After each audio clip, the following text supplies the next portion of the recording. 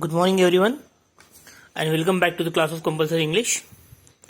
I am your teacher Rajiv Tade, and we are looking the part of grammar. And today we will begin the part with the section article.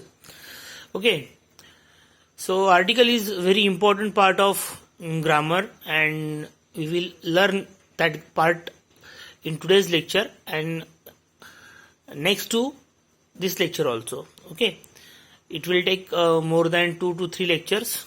Okay, so beginning with the text, I will read it out and I will explain it to you. The word a, an and the are called articles. तुम्हाला माहिती आहेत इंग्रजीमध्ये 3 उपपद आहेत. पहिलं आहे ए, दुसरं आहे an आणि तिसरं आहे the. They always come before a noun phrase. ते नेहमीच नाम किंवा नामासारखी एखादी वाक्प्रचार त्याच्यासमोर ते येतं.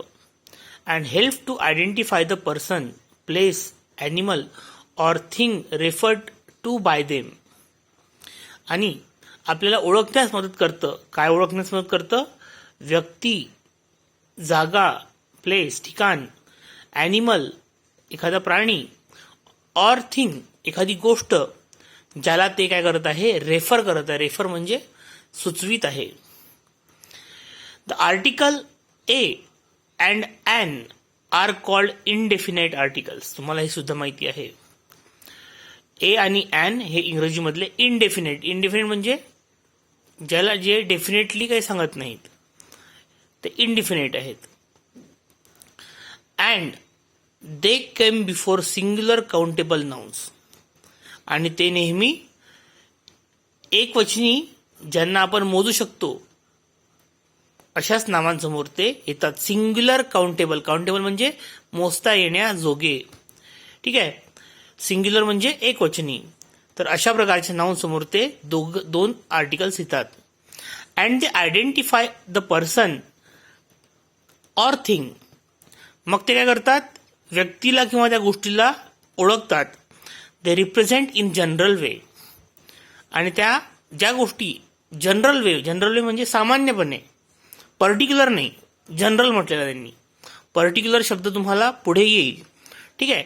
तर जनरल वे म्हणजे सामान्यपणे एखाद्या गोष्टीला निर्देशित करण्याकरिता, सुचविण्याकरिता ते आर्टिकल आपण ए आणि ॲन हे इनडेफिनेट आर्टिकल आपण वापरतो. फॉर एक्झाम्पल, एक उदाहरण पाहूया. In the sentence woman came in a car.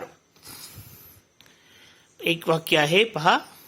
या वाक्यामध्ये, पुढील वाक्यामध्ये a women came in a car. एक स्त्री एका कारमध्ये आली. The indefinite article a only identifies the noun. आता या ठिकाणी ते जे इनडेफिनेट आर्टिकल आहे, कुठलं? ए. त्या ठिकाणी नाम जे आहे, पहिलं आहे वुमन आणि दुसरं आहे कार. तर ह्या दोन्ही ठिकाणी ते जे आर्टिकल आहे ए नावाचं, ते काय करते? नामाला ओळखते.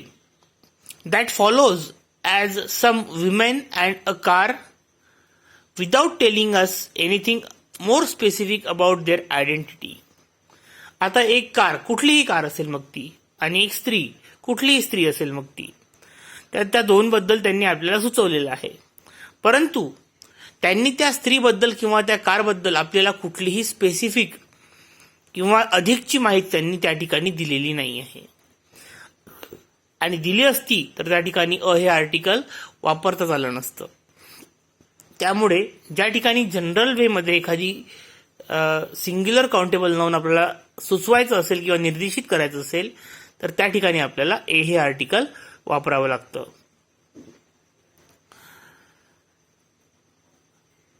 Without telling us anything more specific about their identity. त्यांच्या त्या आयडेंटिटीविषयी, त्यांच्या निश्चिततेविषयी, त्यांच्या पर्सनॅलिटीविषयी किंवा त्यांच्या ओळखेविषयी आपल्याला पर्टिक्युलरली काही ते मोजकं काही सांगत नाही किंवा ठळक जे आहे त्या गोष्टी काही सांगत नाही, म्हणून ते इनडेफिनेट आर्टिकल आहे. सिमिलरली इन द सेंटेन्स, अगदी त्याचप्रमाणे पुढील वाक्यामध्ये I saw an object lying there, त्या ठिकाणी एक वाक्य आहे की मी एक ऑब्जेक्ट बघितला. ठीक आहे. The indefinite article an simply identifies what was seen as some object. त्या ठिकाणी फक्त ते इंडेफिनेट आर्टिकल जे आहे कुठलं an, ते आपल्याला फक्त एवढंच सांगतं की काहीतरी ऑब्जेक्ट त्यांनी बघितला. ठीक आहे. अगेन इन जनरल वे, आणि तो सुद्धा जनरल वे मध्ये अगदी सामान्यपणे बघितला, पण कुठला कसा काय ते एकही त्याबद्दल अधिकची माहिती काही ते देत नाही. The indefinite article A is used Wien the following noun begins with consonant sound. आणि इंडेफिनेट आर्टिकल ए केव्हा वापरतात, जेव्हा नाम हे कॉन्सोनंट म्हणजे अदर दॅन AEIOU, AEIOU सोडून सगळे काय आहेत, व्यंजन आहेत, कॉन्सोनंट आहेत, त्यांच्यासमोर आपल्याला ए हे आर्टिकल लावावं लागतं. And indefinite article and appears Wien the following nouns begins with the vowel sound. आणि त्या ठिकाणी इंडेफिनेट आर्टिकल अँड कुठे वापरतात, तर ज्यांच्यासमोर वॉवेल साऊंड होतो. वॉवेल साऊंड म्हणजे ए सारखा साऊंड, OAEIOU माहिती आहे तुम्हाला वॉवेल्स. तर हे वॉवेल साऊंड या ठिकाणी अल्फाबेट म्हटलेला नाही आहे, हे लक्षात घ्या तुम्ही. वॉवेल साऊंड ज्या ठिकाणी असतील त्या ठिकाणीच आपल्याला अँड हे आर्टिकल वापरावं लागेल. Look at the use of A and and article in the sentences below. पुढील वाक्यामध्ये ए आणि अँड यांचा वापर कसा केलेला आहे ते बघा. The nouns which follow the indefinite article in the first two sentences begin with consonant sounds. दिलेल्या पहिल्या दोन वाक्यांमध्ये जे नाम आहे ते कॉन्सोनंट साऊंडचे आहेत. बिगिन विथ म्हणजे त्यांची सुरुवात कॉन्सोनंट साऊंडने होते, म्हणून त्या ठिकाणी ए हे आर्टिकल वापरलेले आहे. The nouns following the indefinite article in the last two sentences begins with vowel sound. आणि नंतरची जी दोन वाक्य आहेत त्यामध्ये इंडेफिनेट आर्टिकलचे जे नाऊन जे आहे ते वॉवेल साऊंडनी सुरुवात होते, म्हणून त्यांच्या पुढे अँड हे आर्टिकल वापरलेलं आहे. बघूया आपण आता. I wrote with a pencil. आता पहा या ठिकाणी नाऊन आहे पेन्सिल. पेन्सिलचा जो पी आहे तो कॉन्सोनंट साऊंड आहे, म्हणून त्या ठिकाणी ए हे आर्टिकल वापरलेलं आहे. Beena was baking a cake. आता परत केकचा जो सी आहे हा कॉन्सोनंट साऊंड आहे, आणि तो केक या शब्दामध्ये के जो येतो तो कॉन्सोनंट साऊंड असल्यामुळे त्या ठिकाणी ए हे आर्टिकल वापरलेलं आहे. An owl hooted. आता या ठिकाणी पहा आउल म्हणजे या ठिकाणी ओचा साऊंड होतोय, म्हणून त्या ठिकाणी अँड हे आर्टिकल वापरलंय. Let me give you an umbrella. आता अम्ब्रेलामध्ये यूचा साऊंड होतोय, म्हणून त्या ठिकाणी अँड हे आर्टिकल वापरलेलं आहे. It is important to remember that we are referring to consonant and vowel sounds and not letters. परत एकदा त्यांनी मी जी तुम्हाला आधी इन्स्ट्रक्शन सांगितली होती ती या ठिकाणी त्यांनी परत सांगितली की तुम्ही या ठिकाणी लक्षात ठेवायला पाहिजे की या ठिकाणी आपल्याला मुळात कॉन्सोनंट साऊंड आणि वॉवेल साऊंडवर लक्ष द्यायचं आहे. ठीक आहे, ना की कॉन्सोनंट अँड वॉवेल लेटरवरती. लेटर म्हणजे AEIOU हे लेटर झाले, परंतु आपल्याला AEIOU या वॉवेलचा साऊंडवरती लक्षात ठेवायचं आहे. ठीक आहे. For example, in the sentences below the indefinite article A appears with word beginning with letter U because in the words concerned the letter is pronounced as consonant sound. त्या ठिकाणी पहा त्यांनी आय दाखवलेला आहे. कॉन्सोनंट साऊंड आहे तो त्याचा तो सिम्बॉल आहे कॉन्सोनंट साऊंडचा, तर तो त्या पद्धतीने प्रोनाऊन्स केला गेलेला आहे. जे साऊंड आहे युनिव्हर्सिटी, आता असा तो त्या ठिकाणी त्यांनी प्रोनाऊन्स केलेला आहे. पहा, Vinod wants to join a university. आता आपण या ठिकाणी इंडियन ऍक्सेंटमध्ये आपण त्याला युनिव्हर्सिटीज म्हणतो, परंतु त्याचा जो उच्चार आहे तो युनिव्हर्सिटी. ज हा शब्द त्यामध्ये प्रॉमिनंट असला पाहिजे. पहा, युनिव्हर्सिटी. आता ज या ठिकाणी आपण जास्त स्ट्रेस देतोय, पण तो शब्द असा प्रोनाऊन्स करायचा आपल्याला, युनिव्हर्सिटी. त्या ठिकाणी तो ज हा जो सायलेंट साऊंड आहे तो त्या ठिकाणी प्रॉमिनंट असल्यामुळे त्या ठिकाणी त्यांनी अ हे आर्टिकल वापरलं. जरी त्या लेटरची सुरुवात यू या व्हॉवेलनी झालेली असली, व्हॉवेल लेटरनी झाली असली, तरी त्याचा जो साऊंड आहे तो कॉन्सोनंट साऊंड येतो ज सारखा, तर त्यामुळे त्या ठिकाणी त्यांनी ए हे आर्टिकल वापरलेलं आहे. परत बघा दुसरं example, we are members of a union. आता या ठिकाणी युनियन पहा, मेंबर्स ऑफ द युनियन. आता त्या ठिकाणी सुद्धा जो ज साऊंड आहे तो त्या ठिकाणी प्रॉमिनंट असल्यामुळे या ठिकाणी आपल्याला अ हे उपपद वापरावं लागलेलं आहे, जरी त्याचं सुरुवातीचा वर्ड हा व्हॉवेल असला तरी. ठीक आहे. Similarly in the sentences below the identified article indefinite article and is used before words beginning with the letter H. आता या ठिकाणी पुढे सुद्धा and हे आर्टिकल वापरलेलं आहे, जरी तो त्या ठिकाणी consonant word, consonant letter H नी सुरुवात होणाऱ्या शब्दापासून सुद्धा आपण त्या ठिकाणी and हे आर्टिकल वापरलेलं आहे. आता तो व्हॉवेल नाही आहे H, परंतु त्याचा साऊंड तो H चा त्या ठिकाणी व्हॉवेल सारखा होत असल्यामुळे त्या ठिकाणी अँड हे आर्टिकल वापरण्यात आलेलं आहे. In the words concern the consonant letter is silent. आणि त्या ठिकाणी तो जो व्हॉवेल साऊंड आहे तो कसा आहे, सायलेंट असल्यामुळे. पाहता, you are an honest man, honest person. आता इथे हॉनेस्ट नाही म्हटलं आपण, he is an honest person. चा उच्चार या ठिकाणी होत असल्यामुळे, ओ या लेटरचा उच्चार त्या ठिकाणी होत असल्यामुळे तो व्हॉवेल साऊंड होतोय, आणि म्हणून त्या ठिकाणी अँड हे उपपद आपण वापरलेलं आहे, अँड हे आर्टिकल वापरलेलं आहे. I have been waiting here for an hour. आता या ठिकाणी अवर नाही म्हणत आपण, अवर हा थोडासा आपला आहे, परंतु हवर पण सुद्धा म्हणत नाही आपण. या ठिकाणी आर जो शब्द आहे, एच सायलेंट आणि पुढे R. I have been waiting here for an hour. आता या ठिकाणी ओ हा जो साऊंड आहे त्या ठिकाणी प्रॉमिनंट असल्यामुळे त्या ठिकाणी अँड हे उपपद वापरलेलं आहे. The article the is indefinite article. आता पुढे बघा, आर्टिकल द जे आहे THE, the is the definite article. याला काय म्हटलेलं आहे आपण, डेफिनाइट, म्हणजे तुम्हाला निश्चितपणे एखादी गोष्ट सांगते की नेमकं काय आहे, त्यामुळे त्याला डेफिनेट आर्टिकल म्हटलेलं आहे.